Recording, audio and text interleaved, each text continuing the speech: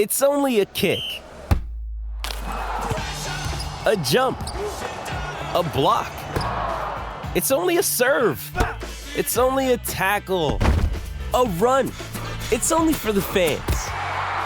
After all, it's only pressure. You got this. Adidas.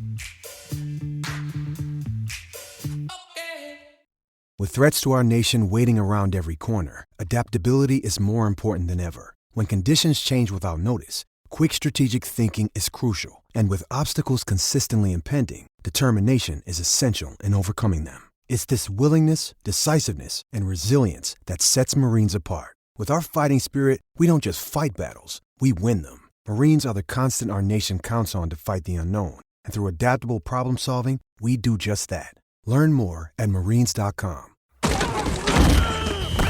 Welcome to the College Football Survivor Show, where playoff survival is always on the line. Here are your co-hosts, Doug Lesmerises and Shehan Jeyarajah. And we're back on the College Football Survivor Show. Doug Lesmerises, Shehan Jeyarajah, and a fun draft we're doing today. This is like a big deal, Shehan, and I feel like this is the kind of thing where we could prep for a month for this, but instead I think we each prep like 45 minutes, and we'll get the same gist, because we are drafting your all-time offense of players who have participated in the college football playoff. So we have 9 years of this. So we have 36 teams to choose from. There's some duplicate teams, obviously. You make a couple years in a row, that kind of thing. We are not basing our draft picks necessarily on playoff performance, but you have to make the playoff to be eligible, and then we're kind of having a pickup game. And what we're doing, we'll do the defense on another pod. This is the offense pod. We're picking 12 guys because we're picking an extra quarterback. Because I didn't just want to pick 2 quarterbacks from this big group, and I wanted to make it a little more difficult. I think it makes the quarterback picks more valuable. When we pick 2 quarterbacks, other than that, we'll just pick a running back, a tight end, 3 receivers, a full offensive line. If you want to go 2 tight ends instead of 3 receivers, run 12 personnel, that's fine. Is there anything else we need to explain about this draft, Shehan? I think people kind of get it, right? No, I think so. I mean, I think one of the fun things is going to be drafting linemen. Because usually I think that when we have these discussions, we're more kind of looking at the skill position guys, but it's actually kind of fun to go back and obviously, you look at those Alabama teams of the mid 2010s and I think that there's some really good linemen who participated. I'm actually probably my most interesting position group, and this is a weird thing to say, is center. I think that there's some really good centers who played in the college football playoff. And so I'm excited. I'm ready to go. I kind of want to maybe mix it up a little bit and try to have a couple guys from kind of weird playoff teams. Like, that's in the back of my head a little bit. There's also a pick I want to make to stick it to you. I do have that as a plan. Oh, okay. If I can manage to do that. I did feel like it really helps to have good tackles to make the college football playoff. There is like not a shortage of high level offensive tackles in this draft. So you have the first pick because we went with beauty before whatever old person people have, whatever I have, which is nothing. So you have the first pick. I'll be curious where you go. And if people want to go back, if you're maybe new to the College Football Survivor Show, if you've just found our feed, last offseason we did a whole thing of sort of the Mount Rushmore of different position groups in the playoff, the 4 quarterbacks you'd put on, what they did in the playoff, the receivers, the running backs, the rush ends, the linebackers, the DBs, the coaches. We did an all-time Mount Rushmore, what 4 people. That would maybe inform this discussion a little bit. That was more based on really hard on how you played in the playoff. This is a little less so, but this I feel like is a companion piece to that, Shehan. So why don't you go ahead and make the first pick? I can't wait to see what you do. Yeah, it's interesting. So first of all, going into this, I think from a strategy perspective, obviously, this is about, this is like a fantasy draft. This is about picking value. This is about picking scarcity. It's not necessarily, the number 1 pick is going to be the best player. I think that you're looking at it from the perspective of which position groups do you want to fill out first. And I think that there is one player in the college football playoff at his position group who is just on a completely different planet than everybody else at his position group. I'm going to go with Brock Bowers, number 1. Wow. So the other thing we're trying to do is get people to vote for us, because we'll put this out, I think, on our Twitter account at CFB Survivor Show and have people vote. I thought there were 2 tight ends that stood out. And so I don't disagree with anything you just said. I do also have a particular strategy related to another position. Okay. This is not necessarily where I thought you would go, but I think with what you're talking about, you feel like Brock Bowers is far and away, of the 36 teams that have participated in the college football playoff, he is the most dangerous, productive, primary tight end that we have seen. And I'll tell you, as a shorthand, I kind of just went through and looked at All-American players who then made the playoff. I think there might be 4 tight ends, but I think Bowers is clearly number 1 on that list. Yeah, there is one other tight end who I consider to be in this category generally, but I think that Bowers is on another level. I think that he is that guy, right? He is the guy who they built the entire offense around. I think that there is not another team that really played in the playoff that you can say that about. You know, for example, if we had been in a situation where, let's say 2021 Utah, for example, makes it, I mean, you can point to that 2 tight end group and say, this group is the engine of this team. I don't think you can say that about any team that's actually been in the playoff, that their tight end is the most dangerous weapon, is probably the best overall player on their team. And so for me, when I look at the rest of the group, I think there are tons of good quarterbacks. I think there are tons of good wide receivers. I think that there's quite a few good offensive linemen. I think that tight end, not because there's a dearth of talent, there's a lot of very talented guys, but when you talk about impact, when you talk about players who could change games. I mean, again, he didn't get to this point, but we were having a discussion about Brock Bowers at one point as a Heisman contender. And I still kind of think that that Stetson Bennett getting there is a testament to Brock Bowers. So to me, he's number 1. I think that there's the biggest gap between him and the rest of his position group. It would be interesting in a year after the next college football playoff, which will be the 10th season, the final year of the 14 playoff. That will be a line in the sand for a lot of people to do a lot of things. We're a playoff show, so we do it maybe earlier than some other people do. If Georgia makes it again and Brock Bowers is 3 for 3 in the playoffs as a primary go-to guy in that offense, I think you would be talking about potentially Brock Bowers of when you say, hey, let's put 4 people all time. Let's do the overall Mount Rushmore. You are starting, I think when we did it, it was like, Nick Saban and Deshaun Watson and some of the people like that. I think you're creeping potentially, because the best should be yet to come. Now it depends what Georgia does on offense. Todd Monken has left. We talked about that last week. If he does leave, that's a big deal. Mike Bobo promoted within it. Georgia will see what that offense looks like with a new play caller and a new quarterback. I don't know. Maybe it's not quite the best of Brock Bowers, but there also, Shehan, is great potential there that we have not yet seen the best of Brock Bowers, and we might see it again in a playoff situation. All right, I'm going to go with a crowd pleaser here. And I have a specific thing that I don't want to talk too much about this until I'm done with it, if I can execute it, but I'm going to take Joe Burrow. Okay. And I think he had the best season of any individual player in the playoff era to win the Heisman, lead his team to an undefeated season and the national championship, putting up outrageous statistics, and then go on and be the number 1 pick in the NFL draft. It is a kind of a one-year wonder, but we all saw it. And I do think LSU that year is the best offense of the college football playoff era. We'll do defense later. If we someday did, and we should do this, we're a playoff show, just did a ranking of the 10 best teams of the playoff era, would LSU win that? They're in the mix, both sides of the ball. I don't know. But the explosiveness of that offense, led by this quarterback, who obviously had great weapons that are going to get picked in this draft as well, I feel pretty comfortable with Joe Burrow here. And I think certainly, if you're going just kind of dude and a little less position scarcity, he could have been the number 1 pick too. I would imagine. Did you ponder Joe Burrow at all? I did. I think that, I do think he is, to me, QB1. I do think that if you're talking about just the most impressive individual forces at quarterback, I think that Joe Burrow has to be on that list. The only thing that kind of held me back was, again, I think that there is a wealth of talent at that position when you're talking about guys who made the college football playoff. So, it wasn't high priority on my list. But I mean, I think that Joe Burrow is that guy.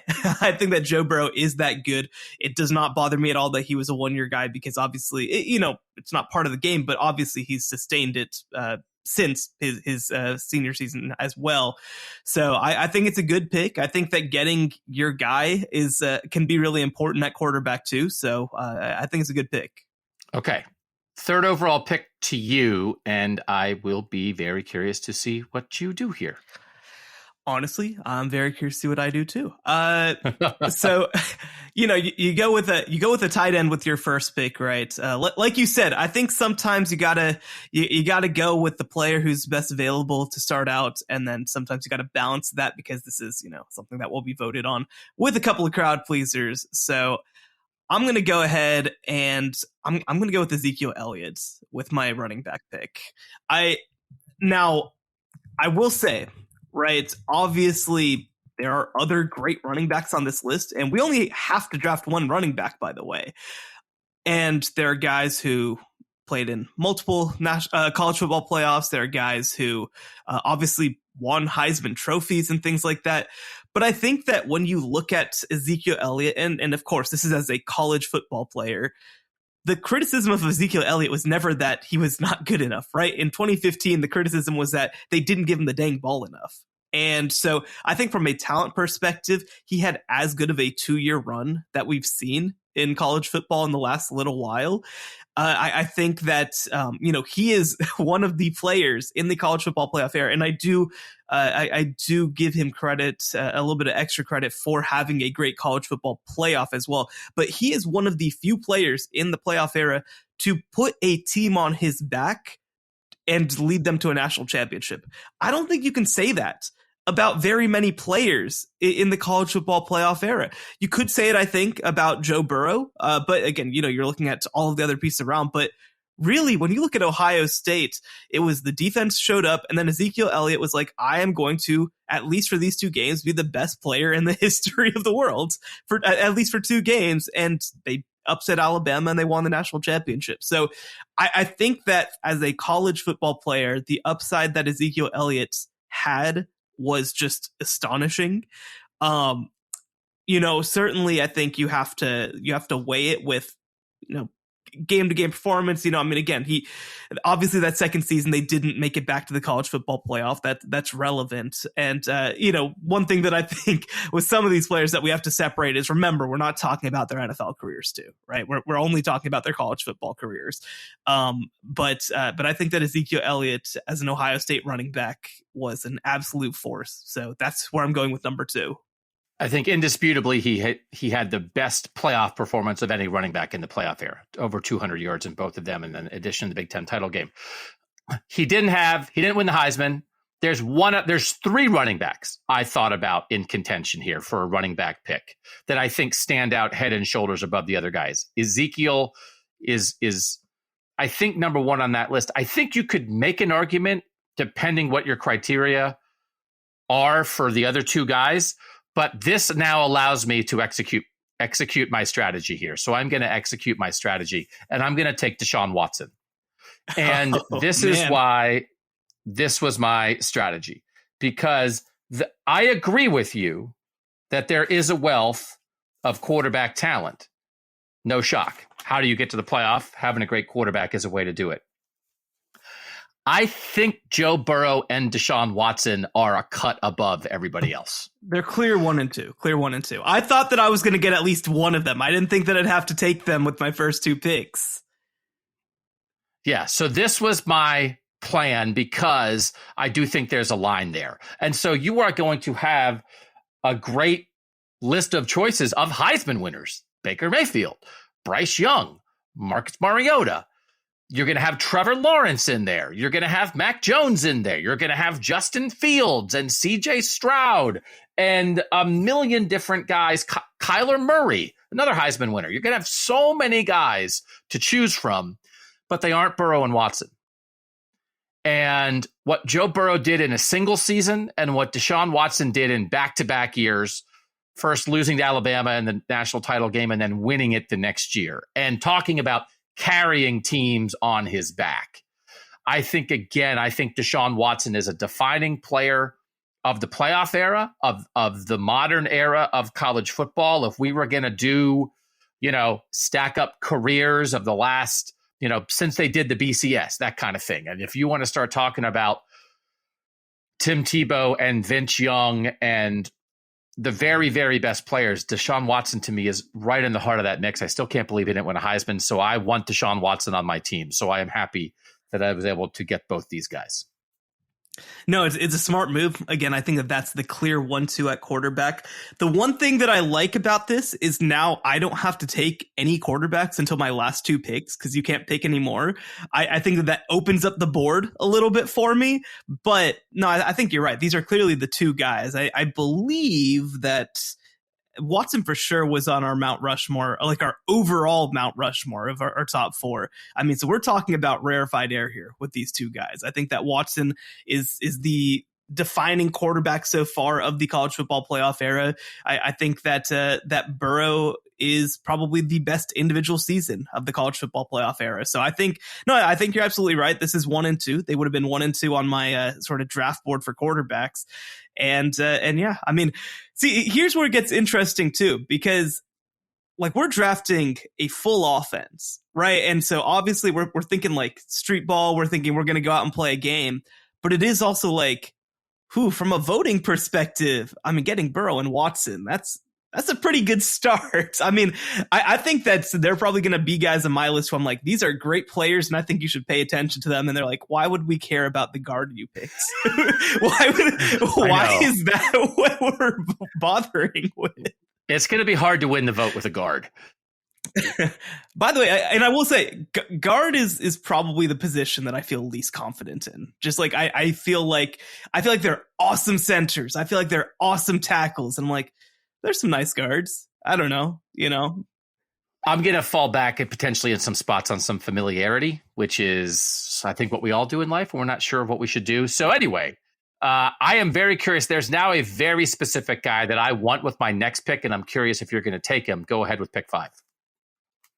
Yeah, I'm curious. I'm curious who you're thinking about. So I think I'm going to stay at skill position. And there is one receiver who has won the Heisman Trophy in the college football playoff era, and that's Devontae Smith. And I'll tell you what, I remember when these the four great Alabama receivers were coming through, Judy, Ruggs, Smith, and Waddle. And my thought was always like, oh, Devontae Smith's clearly the worst one of this group, right? Like clearly, like he's a very nice player, but he's not like those other guys.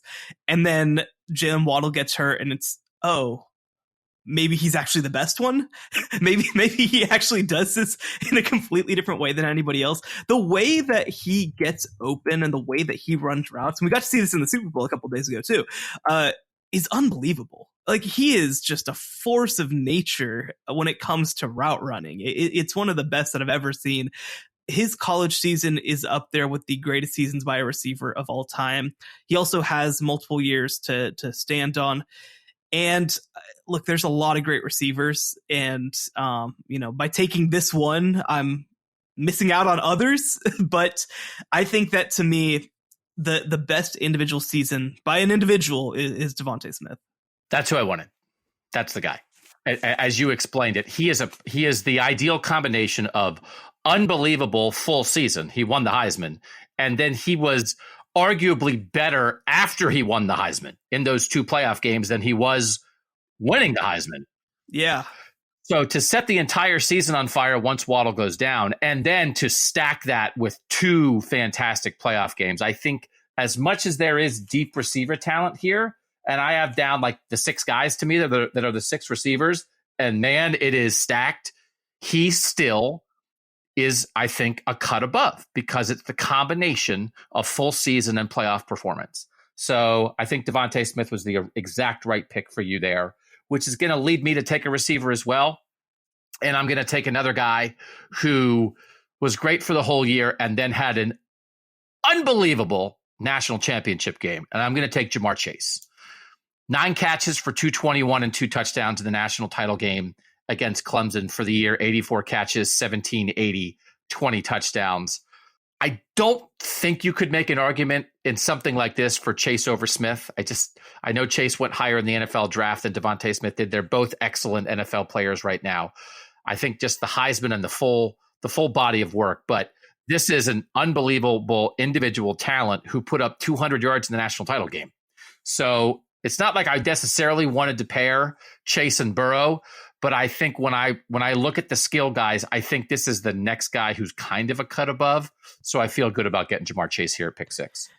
Yeah, and I'll make it easy. If you're going to take Chase with that pick, I'm going to take the other LSU receiver with my next pick. I'm going to take Justin Jefferson. I mean, look, that LSU passing offense in 2019, they shouldn't have allowed it. They should have shut it down. They should have said, I'm sorry, this is too much. You can't have both Ja'Marr Chase and Justin Jefferson and also Joe Burrow on the same team. And by the way, we'll get this a little bit when we do the defensive draft a little later. But I understand sort of the criticisms of the defense, but the reality is also they scored touchdowns too much, man. I don't know what people wanted from a total defense perspective when you got guys who scored touchdowns like this. I mean, those two guys combined had 38 touchdowns. That's unbelievable for 2 players. That's as many touchdowns as entire teams had over the course of a season. It's just not normal for a team to be able to score touchdowns like this. Obviously, Burrow finished with 60 touchdowns, 38 of them to those 2 players, another 13 to Terrace Marshall as well. This offense was just not fair, And by the way, just to go back to yours, I will say pairing Joe Burrow and Ja'Marr Chase is also a pretty good strategy when it comes to winning anything at any level. Yeah, no, I'm happy to do that, and I think Jefferson is a next really good pick. I think I'm going to chill out on receivers a little bit because I do think there's some good guys left that I have a more difficult time differentiating between. But I think the top 3 have to be Smith, Chase, Jefferson. So I think we got that, and I'm not sure a ton of debate about that. All right, that's 7 picks in. When we come back, I'll make pick 8. We'll do it next on the College Football Survivor Show.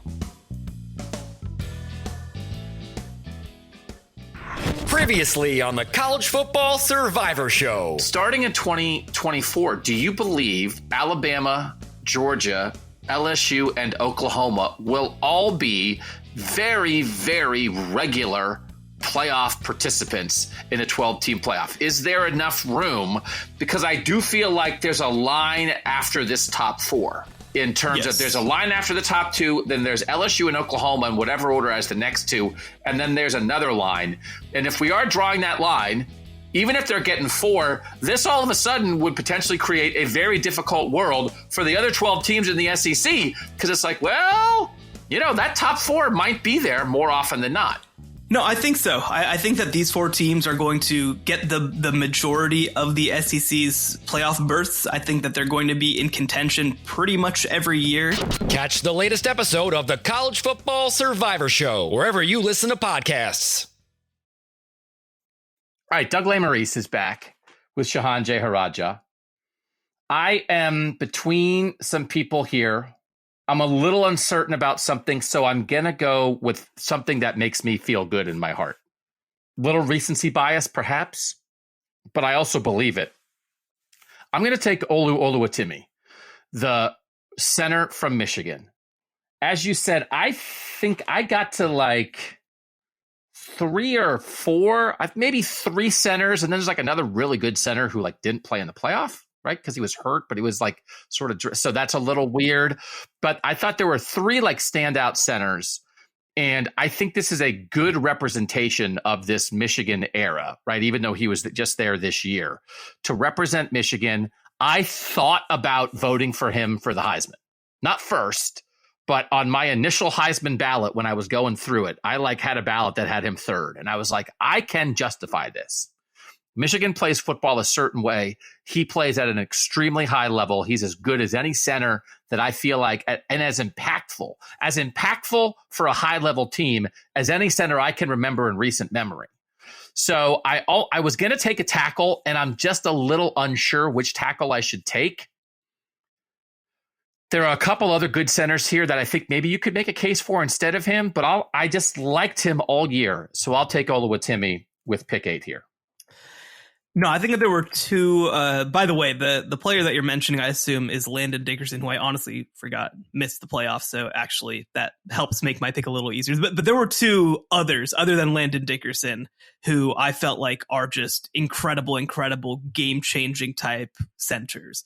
And Oluwatimi is one of them. Absolutely. I kind of felt like you were going to take him, so I'm happy to get the other one. And again, I don't have to pick him until the very end of the draft because you can't pick another center.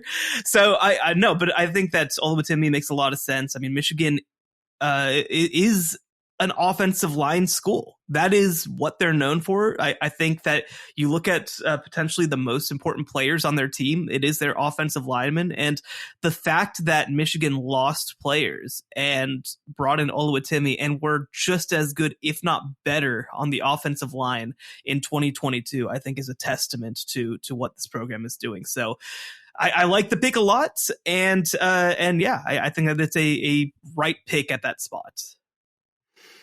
Okay. You are up with pick number 9 overall. So let's see. What direction do we go now? I agree. I like the list of tackles, but I don't know if there's an obvious tackle. I'm trying to figure out if I want to lean on the sort of dearth of experience at guard, because I don't think that there's a ton of awesome players. I think I am going to go with a guard.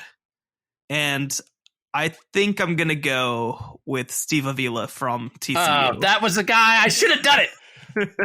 I would have taken him next. I should have taken him now instead of Oluwatimi. That's my stick it to Shehan pick, to take the TCU guy who legitimately might be the best guard in the history of the 9-year college football playoff for real. No, he was a game changer. And the thing that I liked about Avila, so he got moved around a lot during his career. He played center quite a bit, and TCU brought in SMU's center as a transfer, obviously from Sonny Dykes' previous stop. And it allowed Steve Avila to move over to guard, where he just excelled. You know, they tried him at tackle a couple of times. They tried him at center a couple of times. And you know, he has talent so that, you know, he was able to do some stuff, but he just settled in at guard. He is somebody who pulled at a really high level. He's very athletic for his size. I think that he was such a key for the way that they ran the ball all season long with both the quarterback and running backs. And yeah, I mean, I think that you look at, again, the history of the college football playoff, there aren't very many guards who I feel like were true difference makers on their team. There were some really nice guards who protected at a high level, but I think that Steve Avila was one of the few players who you can point to and say, man, when TCU did X, it was because of Steve Avila. And we're going to have this weird revisionist history of this TCU season because of what happened to them in the national title game. But I need people to understand that they also dropped 55 points on Michigan. And they also won the Big 12 and went 12-0 and were the first team in the round robin era to ever go undefeated before heading into the conference championship game. Like, this was a really good TCU team. And Steve Avila was one of the best players that Gary Patterson left behind. You're getting the Big 12 vote now when we put people out. Hey, vote for this. I have to consider this as I vote. I mean, as I pick my team, how do I get that Big 12 vote back? Okay, I'm still not 100% sure about this, but I'm gonna do it. And I'm gonna take Cam Robinson from Alabama at tackle, who, as a junior in 2016, when Bama made the playoff, was a unanimous All-American at left tackle. He was All-SEC in 2015 when Alabama won the national title. He was a second-round NFL draft pick. I just think that you're a unanimous All-American and a starter for a team that made the playoff back-to-back years. That's pretty good to me. And this was a time when Bama's pounding the ball in the run game, right? And this is like who they are, what they do. And so he's a primary part of this. You can't just plug in some other dude and think you were going to be as good. So Cam Robinson from Alabama will be my pick here in the 5th round. It feels like Alabama just ends up in the situation where they just keep funneling these guys through and they almost become nameless in a way, like it's like, it's just like, oh yeah, the next great Bama left tackle. Yeah, the next great Bama left tackle. Yeah, the next great Bama left tackle, which by the way is also why in 2022, the fact that they didn't really have that was odd, just odd. But no, I mean, I think that Cam Robinson stands above as one of the better ones that they had. Absolutely. Just a giant of a person.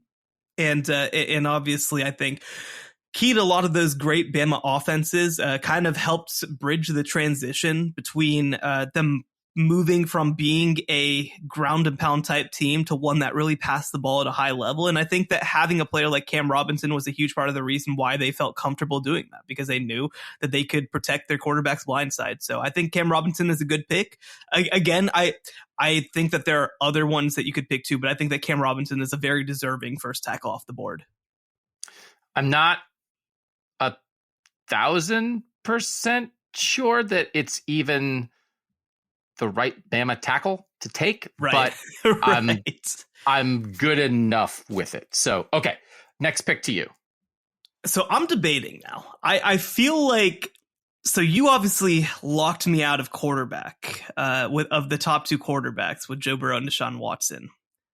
I am heavily debating locking you out at tight end.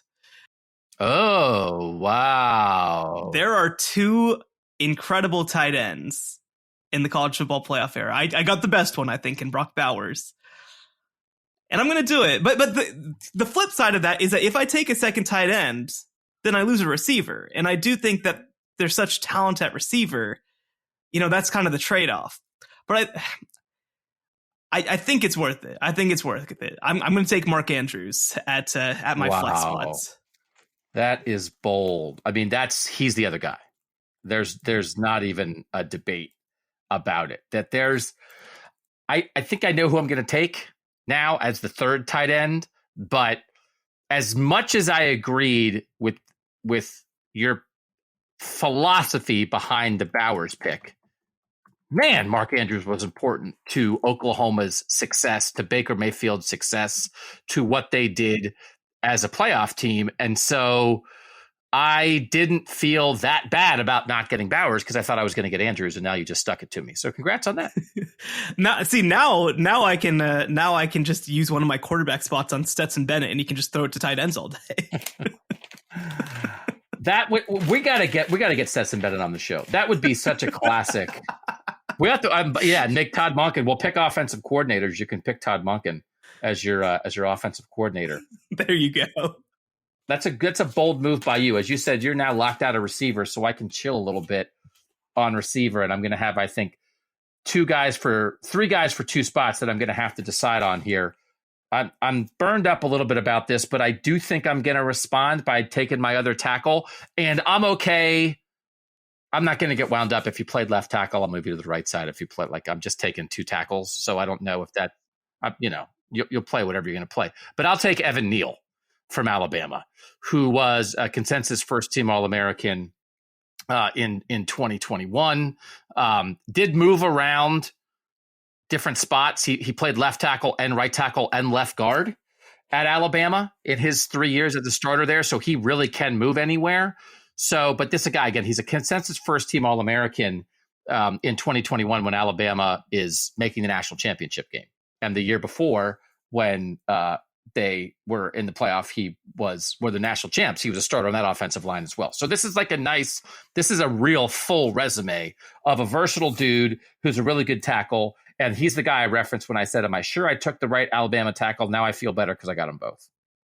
Sure. No, I mean, and I think that you look at Evan Neal as an athlete, right? I mean, he's the guy who did that huge box jump and just made everybody gasp. And so, I mean, he is a great athlete, obviously was a huge part of Alabama's success in 2021. And I think that their relative lack of success in 2022 is also due to the fact that Evan Neal wasn't in the picture, that they had to play some guys at tackle who I don't think were all that good.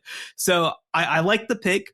I will say, wasn't going to probably be my pick at tackle. I think that he was on the short list for sure. He's on my board.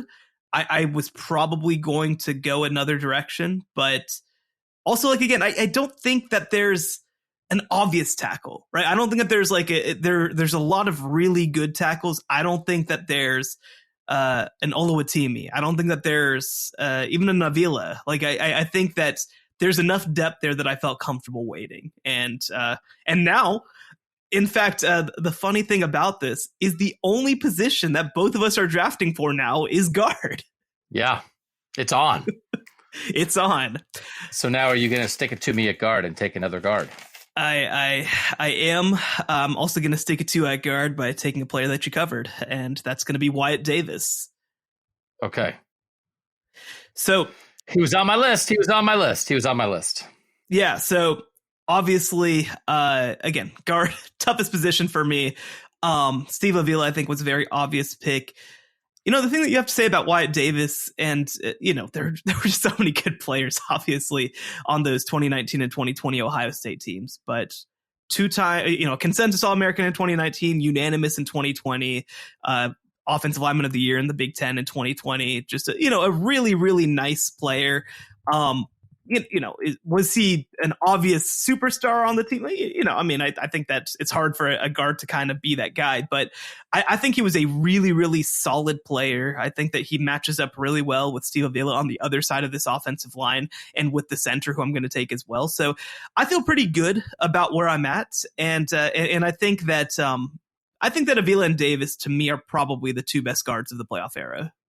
So I think it is a little odd. As you said, we're not doing an NFL thing. He has not had a good NFL career, and I was very surprised by that. I thought Wyatt Davis was going to go be a starter in the NFL for a long time, but he was a really high-level guard. There's great recruiting stories. He's a California kid who kind of just came to Ohio State and fell in love and became a really important part when you think about sort of that era of Ohio State football, and you think about players like Chase Young and Jeff Okudah and guys like that. Like Wyatt Davis slides right in there on the offensive side of the ball. It's like a really high level recruit that didn't have a great connection to Ohio State, and they recruited him and they got him and became an All-American. So Wyatt Davis is a really good pick there. And now we're done going head to head.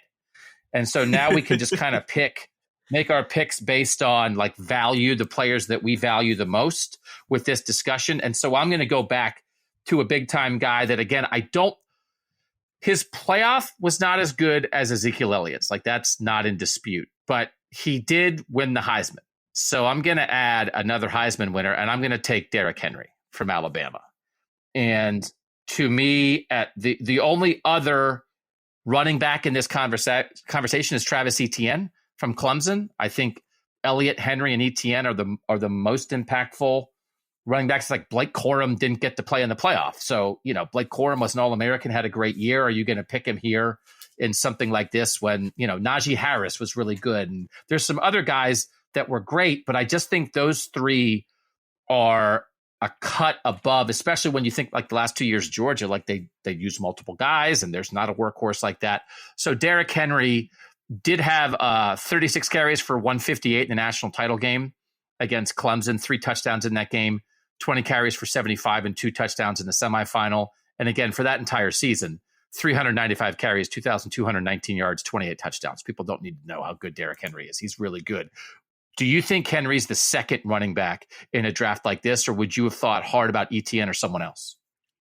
I definitely think Henry's number 2. He was number 2 on my list. And then again, it gets kind of into the amorphous. I think that Najee Harris would have also been in that group. Obviously, I think Travis Etienne was probably better in the playoff era per se. You had multiple years of him in the playoff. You had multiple years of him doing his thing. Obviously, he was a 4-year player at Clemson as well when he really didn't have to be. But no, I think Elliott and Henry are the obvious 1 and 2 here. I debated hard about going Henry 1 and Elliott 2. But, again, I think that the playoff performance kind of pushed me up the list a little bit there. But no, I think that Henry is at least as good of a pick as Ezekiel Elliott there. All right, we're in the 8th round. It's to you. Where are you going? I'm gonna take the easiest pick left on my board. I'm gonna take my center, and I'm gonna go with Creed Humphrey from Oklahoma.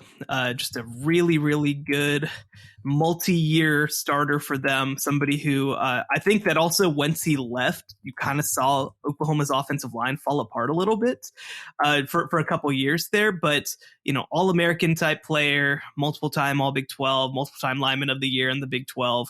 I actually think that's he didn't get enough respect nationally in college football in some ways. Obviously he was an All-American, but he was only a 3rd-team All-American. I think that personally, I felt like he was a better player than that. I thought that he was in his day, perhaps, the best center in the country when things were rolling. And I think that people don't understand how critical center is to the scheme that Lincoln Riley plays. They pull guys a lot. Those guys are on the move all the time. You got to communicate at a really, really, really high level. And so for me, I thought that it was, I thought that he was very deserving as being one of the best of the playoff era. And so for me, he was absolutely my pick. I thought Ryan Kelly from Alabama was another guy in the mix here. I thought Jack Allen from Michigan State was another guy in the mix here. Like, again, if you want to go off the board a little bit and like take somebody from a school that's probably not going to get represented otherwise, I think that's where you could have gone there. But I think Humphrey's a really good pick. And you now have your interior offensive line all figured out. I am going to go, man, I'm a little in between because there's a couple receivers who only played like one playoff game. Like they didn't make the national championship game, but they were like extraordinary individual talents in the midst of all of it. And I don't think you can argue much against that skill. But then when you're making a playoff argument, like, is it a little bit different? But I'll let recency bias go into this. And I'll also allow the fact of what happened when he left the game factor into this. And I'll take Marvin Harrison Jr. at receiver for Ohio State. And I think again, we talked about there's kind of a drop off maybe from the top receivers. And so I think that would be the case here. He still has a chance to build his playoff resume. But I think when you saw how important he was to Ohio State, how much trouble Georgia had with him, especially in the first half of this semifinal, he gets knocked out of the game. It clearly has an effect on Ohio State's offense, and the guy's like a unanimous All-American. So, and I think you can just see it. So this might be based more just on he's good, right? Because the playoff resume isn't even a full game, but he obviously was very impactful for a team that did make the playoffs. So like, was Marvin Harrison Jr. on your receiver radar? I'd say he was on my radar. He wasn't on my list. I have a list of 6 that I considered. And I guess at the same time, like, I don't know. I'm not drafting receivers anymore, so I can kind of speak to that. I feel like there are obvious. So we went with Smith, Chase, Jefferson to kind of start things out. I think that's the clear top 3. I personally think that Jerry Jeudy is in like really close to that group. Like I'm not saying that he's that group, but he is really, really, really close to that group. I think that he has more of a track record at this point than Marvin Harrison Jr. I mean, certainly you could go with him with your next pick. I think CeeDee Lamb was up there for me as well, but I would probably consider taking Harrison over Lamb. But for me, Jeudy, I think, was on another level than what I feel like Harrison is right now, just because you have a more limited sample size. Those were my 6 when I listed the 6 receivers that I thought were going to be drafted. We're only going to draft 5 now because you took an extra tight end. But Jeudy and Lamb are the other 2 guys. And Lamb is the guy to me who was like Harrison.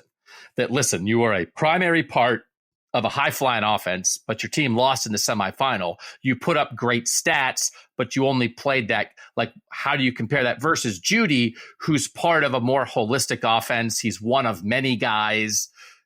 There is greater playoff experience and success. So I'm going to wind up deciding between Jeudy and Lamb with my final pick at receiver. But I do think in terms of just where they are in raw, and listen, Jeudy and Lamb were both high first-round picks. I just think like Marvin Harrison Jr. in a year might be like the third pick in the draft. I don't know. I think when we think about like raw talent and impact and just what you are as a player, I just think it's possible that Harrison is a slight step above both Lamb and Jeudy from that perspective, and a little recency bias. And I saw it with my own eyeballs all year. So that's why I went with Marvin Harrison Jr. there. But I completely agree with what you said about Lamb and Jeudy. Yeah. So I have two position groups. I haven't drafted single players yet, quarterbacks and tackles. I'm going to go with my tackles first, and then we can close out on quarterbacks. My first tackle, so again, lots of Alabama tackles to choose from, I think. And you pick two of them in Cam Robinson and Evan Neal. I'm going to pick another one. I'm going to go with Alex Leatherwood. Somebody who, again, has not had a good NFL career at all, although please Chicago Bears save him. But a really, really good player, a really solid player, somebody who started for multiple years for Alabama. I believe he played a little bit of guard too at first so that they could get him on the field, and then eventually moved over and was the starting left tackle as well. Somebody who they really, I think, built trust in, was a multi-year contributor, which is something that means a lot to me as well. And, you're talking about somebody who won the Outland Trophy in 2020. You're talking about somebody who was the unanimous All-American in 2020. Somebody who was a two-time first-team All-SEC player. So, Outland Trophies, I think, were pretty impactful to me when I was also looking at the situation. There's been a handful of Outland Trophy recipients to play in the college football playoff. And by the way, Cam Robinson was also one of them. But I think that Alex Leatherwood really kind of stood above as somebody who I think was a complete difference maker on that 2020 team. And by the way, somebody who also at the time pushed Evan Neal to right tackle because he was such a difference maker at left tackle. No, I like it. He was definitely on my board at tackle. I wound up writing down 1, 2, 3, 4, 5, 6, 7, 8, 9, 10, 11 names at tackle, which again is just representative of there's just some really good tackles that have played in the playoffs. And again, there's one more Bama guy in particular that I wonder if that's where you're going to go.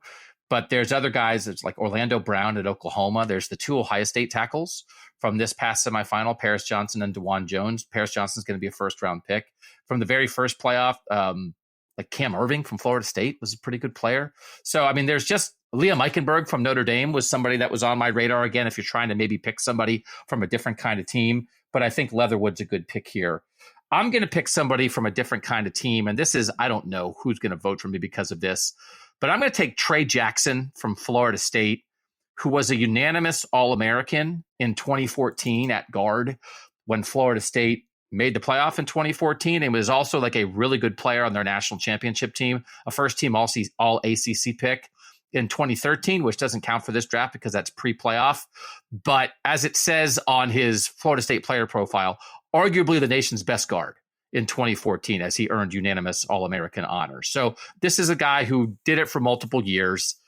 And, I think of the most forgotten, I think Washington and Michigan State are probably the most forgotten playoff teams because they got there, they got blown out, and that was kind of it.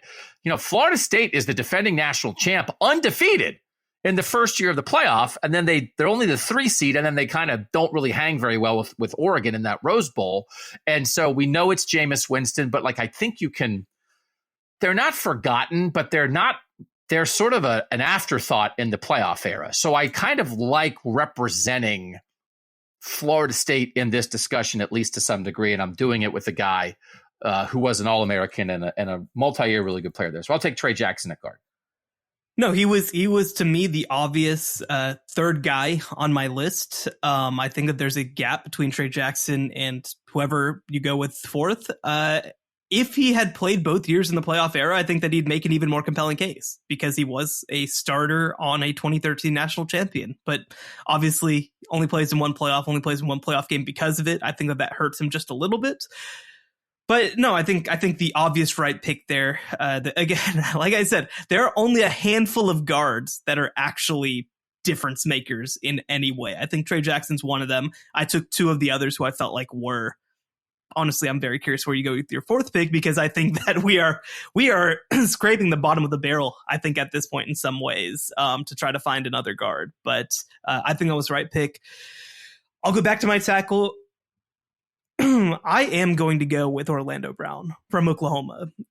Yeah, so he was somebody who, again, multi-year starter, difference maker, unanimous All-American, whole 9 yards. And the funny thing was, obviously, after that run, he ended up testing very poorly at the NFL draft combine. And again, people kind of decided that meant he wasn't good, and gone to the NFL, had a tremendous career, was a starter on the Kansas City Chiefs offensive line this past week as they won the Super Bowl. Just a really, really good player, a physical player, somebody who has a mean streak in him. And also, by the way, for people who don't know, also very fashionable for somebody who is humongous. So no, I think he's a great player, and I think he's my next pick at offensive tackle.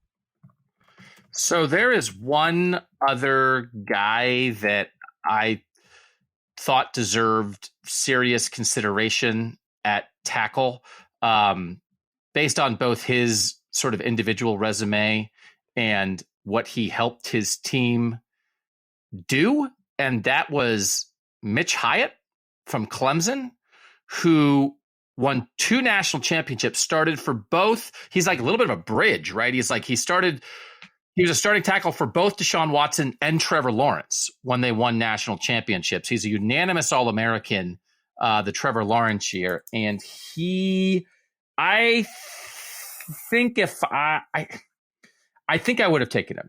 I had him ahead of Leatherwood, but I think being a bridge, like a playoff bridge like that, I think is interesting, because when you think about the Clemson championships, 16 is clearly the end of something, and 18 is the start of something new, right? And this is a guy who started for both. I find that intriguing in a playoff discussion like this. Was he under radar at all? He was. I think that would have been a very solid pick. Absolutely. I think that, like you said, when you're talking about players of the playoff era too, right? I mean, I would even point to, if we did a Mount Rushmore of offensive linemen, he's somebody who I think would make an even more compelling case because of what he was and what he did for a team in the playoff era. Obviously, when you look at most of our tackles, especially, we're talking about guys who are more 1-year guys. We're talking about guys who, Evan Neal, I think, played right tackle for the 2020 squad, but he was not the star of it. But like the rest of the group, and Alex Leatherwood, 2020 was kind of just his lone year. Orlando Brown, right? 2017, you're talking about as his sort of key individual year. I think that longevity does matter, and being able to do it across 2 eras in Clemson football, I think makes a lot of sense. And by the way, too, look, this is obviously a very heavy Alabama list, just in general with our entire draft. I think that it is. There's not a player that I would have just taken instead, but the fact that we have so few Clemson players on here, I think that there probably should be more. And Mitch Hyatt, I think, is somebody who makes a compelling case. All right, so I'm going to take my last guard spot, and this is another guy who bridges some stuff, and actually he played his best football for a team that didn't make the playoff, but he was really good along the way. He's a 4-year starter. I'm going to take Billy Price of Ohio State, who started at guard as a redshirt freshman on the 2014 Ohio State National Championship team, started as a 4th-year junior at guard on the 2016 team, and then moved to center in 2017 when Ohio State didn't make the playoff and won the Remington Award as the best center. But I think he's a better guard than he was a center. So he's a very good player who started for 2 playoff teams. And so if we're kind of down to this discussion at guard and you're saying, I don't know who you're going to take, I'm going to wind up taking a guy who I covered, who I know was a very good player, was, like I said, like a unanimous All-American in 17, but as a playoff guy was a second-team All-American in 2016.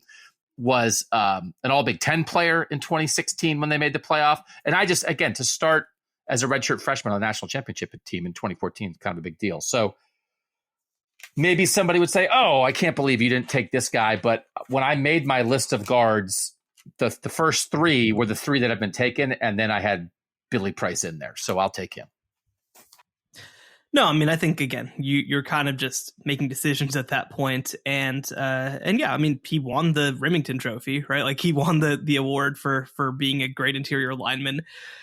The fourth guy who I had on my list was a little bit of cheating, which was Jarrett Patterson from Notre Dame, who moved over to guard this year, even though he mostly played center, but a really good player for them. And, but again, I think for that fourth guard spot, you're kind of just picking a guy. You're kind of just picking a player who you think is good. So I have no issues with Billy Price being that pick there. So now we're going to wrap it up. And this is the drama of Shehan saving his 2 quarterback picks for the end. I took my two quarterbacks with my first 2 picks. You're going to take your 2 quarterbacks with your last 2 picks. I have to take a wide receiver and a tight end. And I am really curious where you wind up going. I know who I would take as the 2 quarterbacks that are left. I'm curious if you do the same. We'll find out next on the College Football Survivor Show. The College Football Survivor Show, where playoff survival is always on the line. All right, next QB is up for you. Are you certain about these 2 quarterback picks, or are you caught in between a little bit? I'd say I'm caught in between. I think that I have 2 that I feel pretty good about, but I mean, there are multiple Heisman winners left on this list, right? I mean, there are multiple directions you could go with this. And I think that the other part that you kind of have to balance is, again, having success in the playoff era versus players who were just really good and maybe didn't play their best football in the playoff. It's hard. It's really hard. I mean, somebody who I'm not going to pick. I guess I can talk about this pretty openly because, again, you're not picking quarterbacks. Like, Jameis Winston played in the playoff. He played in 2014. He won the Heisman Trophy. Not even somebody I'm considering right now. That's how good I think this list has the chance to be. So to go through again, there are Jameis, Mariota, Baker Mayfield, Kyler Murray, Joe Burrow, Bryce Young. So we got 6 quarterbacks who have won Heisman trophies that played in the college football playoff. And I am going to pick from that list. And my first pick is probably the one that I feel most confident about. Somebody who I feel like is an all-time great college football player. Somebody who I think that, has a legacy at his school. I think transformed his program in a lot of ways. I'm going to go with Baker Mayfield with my first pick. I think he's the 3rd quarterback. That's where I would have gone. If you had taken Burrow or Watson from me, I would have taken Mayfield. I think he is, again, They should have made a national championship game. Yeah. Blew that game in that semifinal against Georgia. So the fact that he didn't play in a national title game is maybe something that in a discussion like this you could take into consideration, but he was in the playoff multiple years. He did win a Heisman. He did put up huge wins and huge numbers in college. So I think it's pretty clear he's the guy here. That was the easier one for me. It's funny. Again, you're in the situation with Baker Mayfield where people rewrite his career because they didn't win that game against Georgia, and also obviously because of what happened in the NFL. But he was an incredible college football player, man. And I covered him. I covered one of his first games when he was at Texas Tech. And, you saw the vision a little bit. You kind of saw like, oh, this guy is really shifty. This guy has, the arm strength is probably the one question that you have, but he just has great football instincts. He comes out in 2015 at Oklahoma, is really, really good. I believe is a Heisman finalist that year. 2016, just a little bit better. 2017, obviously just hits a supernova level. Very, very, very deserving Heisman winner. And yeah, I mean, I think somebody who, it's almost like if he completely flamed out of the NFL after like 2 years, then we'd appreciate him more as like a Tim Tebow type college football player. Because I really think that he was like that. He was a force of nature, the biggest story in college football for multiple years. And, again, somebody who I think it makes a lot of sense on a list like this.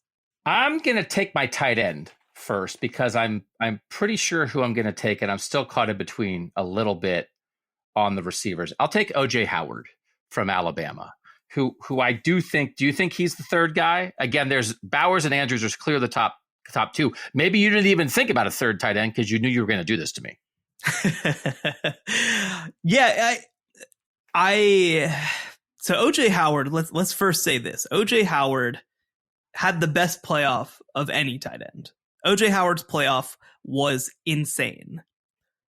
He also wasn't that good outside of the playoff run, right? Like he was okay. He was a fine player. He was somebody who contributed for Alabama, but like I feel like OJ Howard's whole college career was, oh, I wonder when he's going to like do the thing. I wonder when he's going to be a difference maker. I wonder when it's going to, and it just never happened.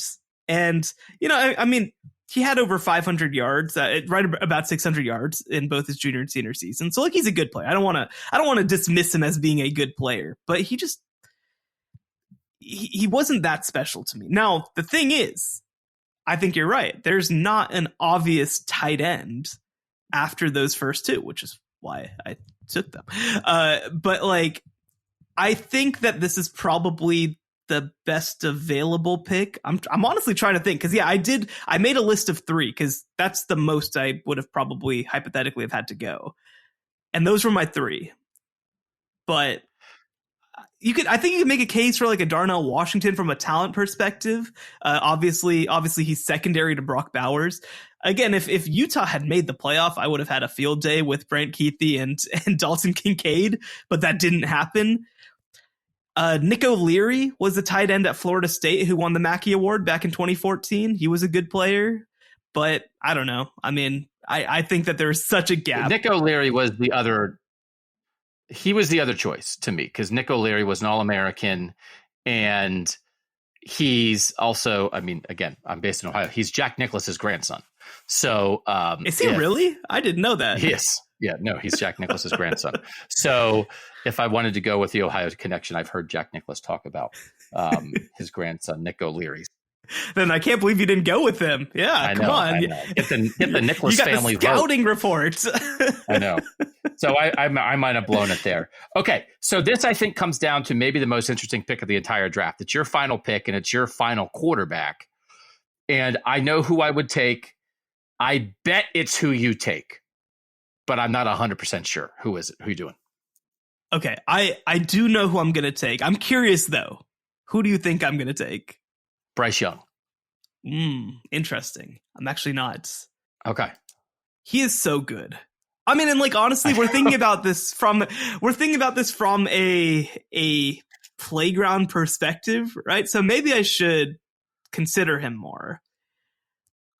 We both love Bryce Young. That's why, I mean, like he like what he did to get Bama there. And obviously it hurts him that Bama did not make it this year, right? It's a 1-year playoff resume that doesn't include a championship. So that's a little rough, but it is a Heisman, and he did make the national title game. And even though it's Bama, if you and I have had this discussion many times before, I feel like I'm trying to talk you into Bryce Young because we love him so much. He carried Bama. We both did. If we're talking about guys who carried teams, Bryce Young carried Alabama 2 seasons ago to where they got to, which was a national title game. And if his receivers don't all get hurt, who knows what happens? I mean, I think I do know what happens. I think that Alabama wins the national championship in 2021, but that's a conversation for another day. No,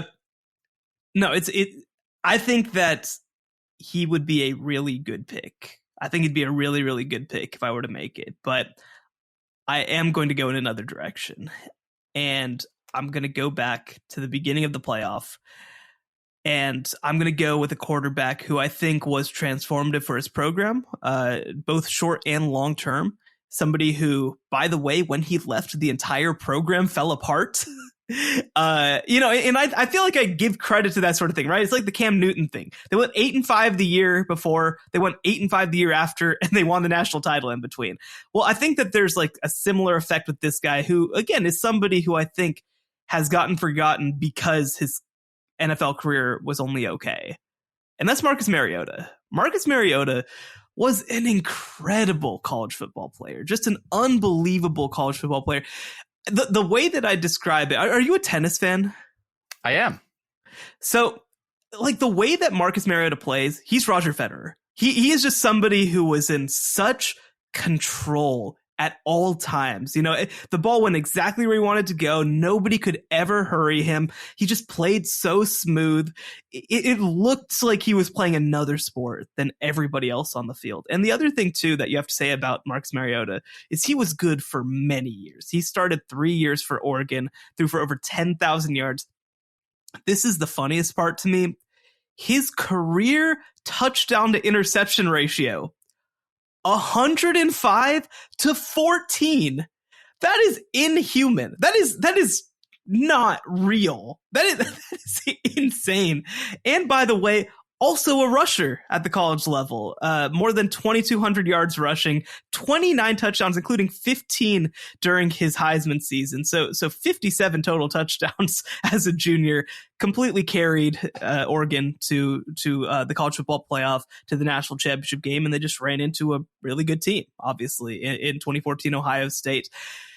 I mean, I feel like this is I think that Marcus Mariota is the right pick, and this is also half of we need to put some respect on Marcus Mariota's name. Like, he is an incredible college football player who I think elevated Oregon further than they've really ever been. And also, by the way, his head coach was so well regarded that he's now working as an analyst. Like, that's what we're talking about here, right? Like he kind of like Joe Burrowed it and like carried an Ed Orgeron around for the ride. So, and also I think that same year, right, Scott Frost was his offensive coordinator, so he did not have much of a brain trust around him to be as brilliant as he was. So shout out to Marcus Mariota. I think one of the more underrated Heisman winners that we've had in recent years. I think it's a good pick. You know, again, I would have gone Bryce. I think Trevor Lawrence is a very reasonable pick there, but, you know, wins the national championship as a freshman, makes the national title game as a sophomore, makes the playoff again as a junior, doesn't get a Heisman, but 3 years in the playoff is a big deal. You know, yeah, Justin Fields was somebody that I think I considered. I mean, he was unbelievable. Didn't ever win the Heisman, but I mean, was as close as you could basically get to winning Heismans. I mean, look, this is a schoolyard football game. This is not the Mount Rushmore. If this was a Mount Rushmore, I mean, you know, I hate to say it, but Stetson Bennett has to be on the list. But, you know, after winning 2 national championships and playing his best football in the college football playoff as well. So, no, I mean, there's a lot of great quarterbacks, of course. Kyler Murray, somebody who won the Heisman Trophy, who we haven't even mentioned. Jalen Hurts obviously didn't have a good playoff, but was very, very good across multiple college football playoffs, across multiple programs as well. The real shame is that we couldn't find a way to sneak Lamar Jackson into the college football playoffs so that we could pick him, because we could have had like pick one guy who didn't make the playoff. You get like one bonus pick for a non-playoff guy. I am going to finish this off with my receiver. And it turns out that this is not a hard choice for me because I double checked it. This guy played in the playoff all 3 years of his college career, and it's CeeDee Lamb at Oklahoma. And this is, I'm not going to pick Jerry Jeudy. It's who I was down to, but CeeDee Lamb, 3 years at Oklahoma, 800 receiving yards, and then over 1,000, both his sophomore and junior years, 1,327 receiving yards and 14 touchdowns as a junior, and all 3 years in the playoff. So like, I like, that's unbelievable. And by the way, all 3 years in the playoff with 3 different quarterbacks. Right? Yeah. So, like, what's the constant of Baker Mayfield to Kyler Murray to Jalen Hurts, right? It's CeeDee Lamb being a number 1 receiver who has now gone on and is a great NFL player. So I feel good about taking CeeDee Lamb there. And that's like Trevor Lawrence. It's a heck of a playoff resume when you can say you made the playoff every single year of your college career. Did I make the right choice there? No, I mean, I would have probably heading in leaned Jerry Jeudy, but that is a compelling case, you know, that he was there for all 3 of those playoff runs, that he was there under all 3 quarterbacks. By the way, the second that he left, Oklahoma stopped making playoffs. And, you know, I'm not saying that that's just because of CeeDee Lamb, but it happened. They haven't, you know, the 2020-2021 season, they didn't have a 1,000-yard receiver. Marvin Mims just got there this year at 1,083. So, like, you know, we kind of, I think of this Oklahoma offense as a self-sustaining machine. And it is. You know, Lincoln Riley's offenses are really good. But I think that we do see how much more dynamic it is when you do have a receiver like that. And by the way, the other thing too is CeeDee Lamb as a junior had 1,300 receiving yards. That was on a Jalen Hurts team that was very run-based too. So, I mean, he had more than a third of Oklahoma's receiving yards that season. So, 1,300 sounds like a lot. I don't even think that it does it justice. And by the way, the other thing too was, if I remember right, this is, I mean, again, obviously, time moves very quickly, but CeeDee Lamb also missed, I want to say, the first Baylor game, which was the one that they went down 28-3 and had to scratch and claw to come back. And then he came back and it was like, oh, this is just different. This is not the same Oklahoma team without CeeDee Lamb as it is with CeeDee Lamb. He was a dynamic playmaker for them. He was the guy who stretched the field. He was the guy who could take a screen and take it all the way to the house. I mean, he's a great player. So, no, I mean, I think that's totally fair. Honestly, again, I would have assumed that Jerry Jeudy probably had a stronger playoff resume, and he won a title. But CeeDee Lamb, I mean, being there in all three playoffs and being a difference maker all 3 years, that's pretty impressive. And just a great group of receivers, right? Amari Cooper. We didn't take Amari Cooper. Yeah. We didn't take Marquise Brown from Oklahoma. We didn't take Jamison Williams from Alabama. We didn't take Chris Olave and Garrett Wilson from Ohio State. We didn't take Michael Thomas from Ohio State, right? There's a lot of great receivers. No surprise here. In the end, which team do you think had the most players picked in this draft of 24 players, Shehan? I mean, it has to be Alabama, right? Alabama 6. Only four teams had multiple players picked. Do you want to guess the 4 squads that had multiple players? Alabama had 6. Alabama, Ohio State, Oklahoma. Ohio State had 4. Oklahoma had 5. Oh, interesting. I mean, this is the offensive side of the ball. We have to remember too. It is. Yes. And LSU. LSU must have been. And 4. LSU had 3. Clemson only had Deshaun Watson. We did. Travis Etienne just missed. We did not take any Clemson receivers. You certainly could have thrown guys like Mike Williams or guys like that into this discussion. We didn't take any Clemson offensive linemen, although Hyatt we said was right there. We'll do this on the defensive side of the ball, and I think you're going to see some Clemson there. But as it turned out here, you will. Bama 6, Oklahoma 5, Ohio State 4, LSU 3, and then 1 each for Clemson, Georgia, Michigan, TCU, Florida State, and Oregon. And those are our 24 players that we picked. Again, to wrap up, my team, Joe Burrow and Deshaun Watson at quarterback, Derrick Henry at running back, Jamar Chase, Marvin Harrison Jr., and CeeDee Lamb at receiver, O.J. Howard at tight end, Cam Robinson and Evan Neal at tackle, Trey Jackson and Billy Price at guard, and Olu Oluwatimi at center. For Shehan, Baker Mayfield and Marcus Mariota at quarterback, Ezekiel Elliott at running back, Devontae Smith, Justin Jefferson at receiver, 2 tight ends, Brock Bowers and Mark Andrews, the 2 best tight ends in the playoff era, Orlando Brown and Alex Leatherwood at tackle, Steve Avila and Wyatt Davis at guard, and Creed Humphrey at center. Those are our teams. Shehan, was that productive? I think it tells us a little bit. I think your eyebrows perked up at Oklahoma had the second most players taken. But as you noted, it's offensive side of the ball. I don't know how many. We might not take any Oklahoma players on defense. So it'll be interesting in the end when we have the full collection here. Georgia's going to be much more represented on defense. Clemson's going to be more represented on defense. Ohio State will get a bunch of guys in there, at least a couple maybe. Alabama will have a bunch of guys. But these are LSU and Oklahoma are 2 offense-heavy teams that have made marks in the playoff era, and it's reflected here. Absolutely. And I think that it's very fitting, and it'll be even more fitting when we do have the defense, like you mentioned, that 3 of the 4 teams that have the most players represented on this list are the 4 teams that we started this podcast with, right? The mainstays in Alabama, Ohio State, Clemson, and Oklahoma. And again, Clemson will have plenty of defensive linemen, plenty of cornerbacks. I'm not concerned about Clemson being represented. They just don't necessarily have those stars on the offensive side of the ball in that same sort of way. Though, again, like you mentioned, if we had done a 2 running back draft, or even if we had done maybe even a full flex draft where you have running back, wide receiver, tight end, I think Travis Etienne maybe ends up on one of those lists because he is an unbelievable player. But no, I think it makes sense. I will say with my 2 tight end look, I absolutely am hiring Todd Monken as my offensive coordinator. I think that he would scheme you to death. I don't think you'd have any answer for Mark Andrews and Brock Bowers. I'll also mention, I think that my team actually is a very cohesive unit because look, you got Devontae Smith in the slot, you got Justin Jefferson outside, you got Mark Andrews and Brock Bowers lined up attached to the offensive line. I think that Alex Leatherwood, I slide him over to right tackle, Orlando Brown at left tackle, Steve Avila at left guard, Wyatt Davis at right guard, Creed Humphrey at center. I think I have a very cohesive group. They're fast, they're athletic, they're big, they're physical. I don't see how you keep up personally.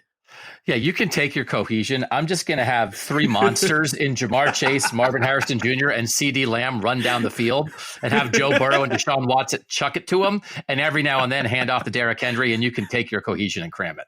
So we'll see how that goes. Okay, we'll let you guys vote on this. You can follow us on Twitter at CFB Survivor Show if you missed our other show. And remember, when you're voting, make sure and check out those guards. I think that's really where the difference in these 2 teams is. My greatest regret is that I didn't steal Avila from you. That really was my plan from the jump, and I couldn't make it happen.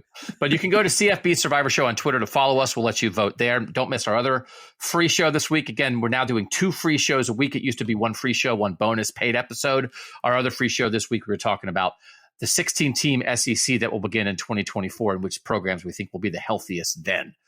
We appreciate you guys making this College Football Survivor Show part of your week. We'll be back in the somewhat near future with the defensive draft along these lines, and we'll be back in the somewhat near future with a Big Ten look of what that might look like in 2024 as we prepare for this 12-team playoff world. For now, for Shehan Jeyarajah, I'm Doug Lesmerises, and that was the College Football Survivor Show.